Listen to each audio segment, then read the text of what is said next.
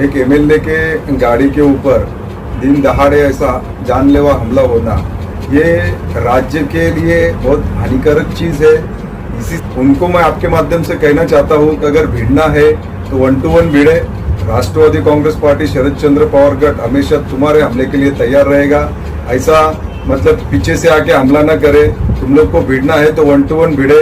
और वो लोग अगर यही अपना जो रवैया है वो बदलेंगे नहीं या अपने विचार में सुधार नहीं लाएंगे तो एक न एक दिन जरूर राष्ट्रवादी कांग्रेस पार्टी इसका उसको करारा जवाब मिल जाएगा उन लोगों को जिन्होंने भी ये हमला किया है। प्रशासन से हम अपील करते हैं कि जो आरोपी है उनके ऊपर कड़क कार्रवाई नहीं होगी तो राष्ट्रवादी कांग्रेस पार्टी भी रास्ते पे उतरेगी और ईंट का जवाब पत्थर से दे देगी।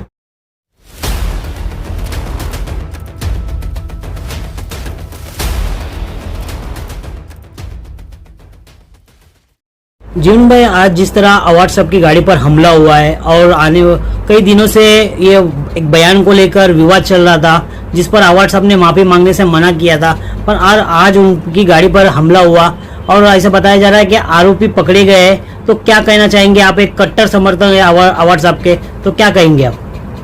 सबसे पहले मैं आपके माध्यम से कहना चाहता हूँ कि ये जो घटना हो गई है, एक एमएलए के गाड़ी के ऊपर दिन दहाड़े ऐसा जानलेवा हमला होना ये राज्य के लिए बहुत हानिकारक चीज है। इसी से अपने को पता चलता है कि लॉ एंड ऑर्डर की क्या कंडीशन है अपने स्टेट में। और ये घटना का सबसे पहले तो मैं निषेध करता हूँ और जो कोई इसम है जिन्होंने ये हमला किया है उनको मैं आपके माध्यम से कहना चाहता हूँ कि अगर भिड़ना है तो 1 to 1 भिड़े। राष्ट्रवादी कांग्रेस पार्टी शरद चंद्र पवार गठ हमेशा तुम्हारे हमले के लिए तैयार रहेगा। ऐसा मतलब पीछे से आके हमला ना करे। तुम लोग को भिड़ना है तो 1 to 1 भिड़े। और वो लोग अगर यही अपना जो रवैया है वो बदलेंगे नहीं या अपने विचार में सुधार नहीं लाएंगे तो एक न एक दिन जरूर राष्ट्रवादी कांग्रेस पार्टी इसका उसको करारा जवाब मिल जाएगा उन लोगों को जिन्होंने भी ये हमला किया है।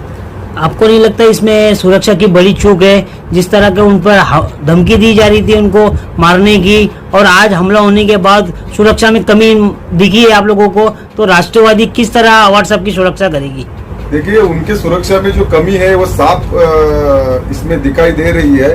तो आगे हम लोग उनकी सुरक्षा ज्यादा से ज्यादा कैसे बढ़ेंगी इसके लिए यहाँ के जो कमिश्नर है उनको आवेदन दे देंगे और हम मांग करेंगे कि उनकी सुरक्षा जो है बढ़ाई जाए। क्योंकि आए दिन जो कट्टर कुछ मनुवादी लोग हैं वो उनको आए दिन धमकी देते रहते हैं। देखो, इंसान मर सकता है लेकिन किसी की सोच मर नहीं सकती। ये विचारधारा की लड़ाई है, इसको विचारधारा के हिसाब से ही लड़ना चाहिए। किसी को पर्सनल लेके या किसी को जान के ऊपर हमला करके विचारधारा खत्म नहीं होती। विचार एक बहुत बड़ी चीज है और वो ऐसे ही खत्म नहीं होने वाली है। राष्ट्रवादी कांग्रेस पार्टी एक सेकुलर विचारधारा को लेकर चलने वाली एक पार्टी है और जो पार्टी में सभी धर्म जाति को एक नजर से देखा जाता है। और ये मनोवादी लोग, कुछ कट्टरवादी लोग जो बात कर रहे हैं छत्रपति शिवाजी महाराज के, तो उनको मैं कहना चाहता हूँ कि छत्रपति शिवाजी महाराज हमने भी पढ़े, हमने भी लिखे, हमने भी सुने, लेकिन तुम लोग ने जो छत्रपति शिवाजी महाराज तुम जो अभी लोगों को बता रहे हो ना, वो अलग तरीके का इतिहास तुम बता रहे हो। और एग्जैक्टली हम लोग का विरोध वही चीज को है। इस छत्रपति शिवाजी महाराज का जो इतिहास है, जो गलत तरीके से लोगों के सामने तुम लोग पेश कर रहे हो, वो जो तरीका है या तुम लोग की जो हरकत है उसको ही अवार्ड साहब कंटिन्यूस विरोध कर रहे हैं। हालांकि सच्चाई जो है वो बहुत सारे लोगों तक पहुंच चुकी है और लोगों को जो मैसेज जाना है वो भी जा चुका है। लेकिन ये मनुवादी विचार सरणी है, इनकी जो विचारधारा है वो बहुत अलग विचारधारा है, जो जातिवाद अपने स्टेट में फैला रहा है और ये जातिवाद अपने स्टेट के लिए बहुत हानिकारक है। अभी ये लोग जाति पाति की बात कर रहे हैं, बोल रहे कि अवार्ड साहब किसी विशिष्ट धर्म का, जाति का पुरस्कार कर रहे हैं, तो ये सारी चीज जो गलत है। जो छत्रपति शिवाजी महाराज के बारे में ये लोग बता रहे हैं, तो छत्रपति शिवाजी महाराज ने जो स्वराज्य की स्थापना की थी वो 18 पगड़ जाती, हम लोग मराठी में बोलते हैं उसको 18 पगड़ जाती, यानी उसमें 18 अलग अलग जाति धर्म के लोगों को मिलके उन्होंने अपनी सेना की निर्माण की थी और जुल्मी शासक के खिलाफ उन्होंने आवाज उठाई थी और ये महाराष्ट्र में एक स्वराज्य की स्थापना की थी। अभी मैं कुछ मुस्लिम लोगों के बारे में बताना चाहता हूँ और मैं जानबूझ के बता रहा हूँ कि जिस तरीके से मुस्लिम लोगों को बताया जा रहा है कि ये लोग शिवाजी महाराज के कंप्लीट अगेंस्ट में थे, तो उनके लिए मैं खास करके बात बोलना चाहता हूँ कि छत्रपति शिवाजी महाराज ने जो आरमार अपना स्थापन किया था उसके प्रमुख थे सिद्दी इब्राहिम। उनके जो एडवोकेट थे वो थे काजी हैदर। उनके जो सरनौबत थे वो थे नूर खान बेग। और उन्होंने जो घोड़दल की स्थापना की थी उनके सेनापति थे सिद्दी हिलाल। उसके बाद में जो उनका तोफखाना प्रमुख था वो इब्राहिम खान था। उसके बाद में उन्होंने नौसेना की स्थापना की थी, उसके प्रमुख थे दरिया सारंग। उसके बाद में उनका एक डिपार्टमेंट था, गुप्तहेर डिपार्टमेंट हम बोलते हैं उसको। तो उनके जो हेड थे वो मौलाना हैदर अली और रुस्तुम जमानी थी। स्वराज्य सेना के प्रमुख अधिकारी हसन खान मियानी थे। और जो छत्रपति शिवाजी महाराज ने आरमार खड़ा किया था उसके प्रमुख थे दौलत खान और उसके सूबेदार थे दाऊद खान। उसमें दो अधिकारी थे, सुल्तान खान और शामत खान। और मदारी मेहतर का नाम तो सब लोगों ने सुना है क्योंकि छत्रपति शिवाजी महाराज के जो प्रमुख सेवक थे, सबसे ज्यादा भरोसे के सेवक में मदारी मेहतर को गिना जाता है। तो ये कहने का मतलब आपके माध्यम से यही है कि छत्रपति शिवाजी महाराज के नाम पे ऊपर जो मनुवादी लोग आज राजकारण कर रहे हैं वो बहुत ही गलत है। क्योंकि छत्रपति शिवाजी महाराज सभी जाति और धर्म को लेकर ही स्वराज्य की स्थापना की थी। उनकी लड़ाई किसी जाति या धर्म के खिलाफ नहीं थी, उनकी लड़ाई थी इंसानियत के खिलाफ थी। जो जुल्मी शासक वो दौर में जो इंसानियत के ऊपर हमला कर रहे थे ना, तो उनको विरोध करने के लिए ये छत्रपति शिवाजी महाराज ने स्वराज्य की स्थापना की थी। जो आज हो रहा है उसके लिए नहीं की थी। जैसे कि आने वाले इलेक्शन में जो मराठा आरक्षण को लेकर एक सरकार मुंह की बल खा रही है, उसी को देखते हुए मराठा को डाइवर्ट करने का काम तो नहीं किया जा रहा है। देखिए, मराठा आरक्षण की जो डिमांड है, मराठा लीडर मनोज जरांगे पाटिल उन्होंने जो डिमांड की है वो डिमांड ये लोग कंप्लीट नहीं कर रहे हैं। लगातार उनसे टाइम खींच रहे हैं, लेकिन मराठा आरक्षण को लेके ठोस निर्णय ये लोग नहीं ले पा रहे। मराठा आरक्षण का निर्णय लेना है सरकार को, लेकिन इसका आरोप ये लोग अपक्ष पार्टी को लगा रहे। अरे अपक्ष पार्टी का है ही क्या है? दिल्ली में तुम्हारी सरकार बैठी है, स्टेट में तुम्हारी सरकार बैठी है, लाओ नया कानून, लाओ नया बिल पास करो। तुमको रोका किसने?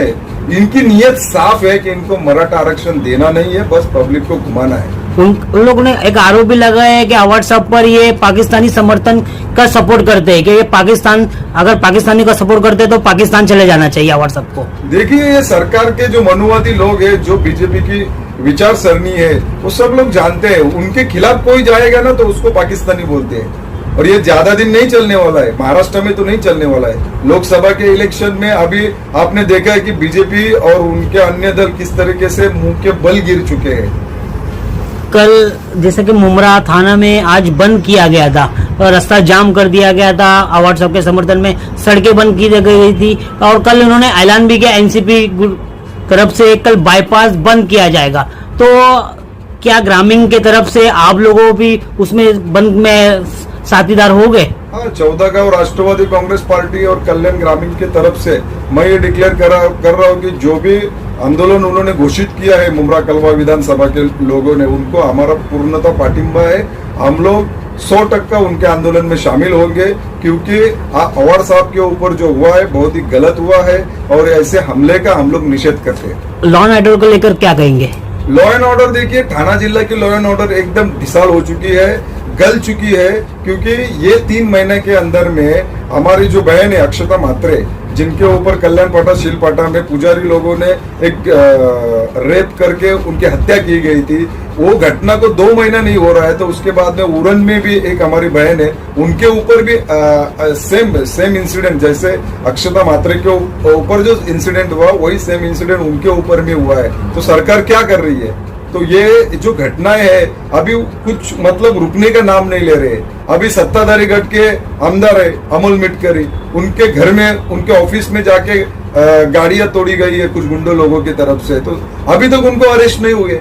इन लोगों को पकड़ने में इतना टाइम लगता है क्या सरकार को? तो कहीं ना कहीं सरकार लॉ एंड ऑर्डर मेंटेन करने में असफल रही है और हमारे जो गृह मंत्री है वो लॉ एंड ऑर्डर मेंटेन करने में पूरी तरीके से असफल हो गए हैं और इनका खामियाजा इनको आने वाले विधानसभा इलेक्शन में जरूर भुगतना पड़ेगा। अवार्ड सबसे कुछ बात हुई है क्या? क्या कहा उन्होंने, क्या संदेश दिया लोगों के लिए? आप नहीं, अवार्ड साहब से तो मेरी बात नहीं हो पाई है। मैंने उनके जो असिस्टेंट है उनको फोन किया था, उनके ऊपर मैंने उनकी तबीयत की चौकसी की है, तो इंशाल्लाह वो बहुत अच्छे हैं और उन्होंने पब्लिक को शांत रहने का भी आह्वान किया है।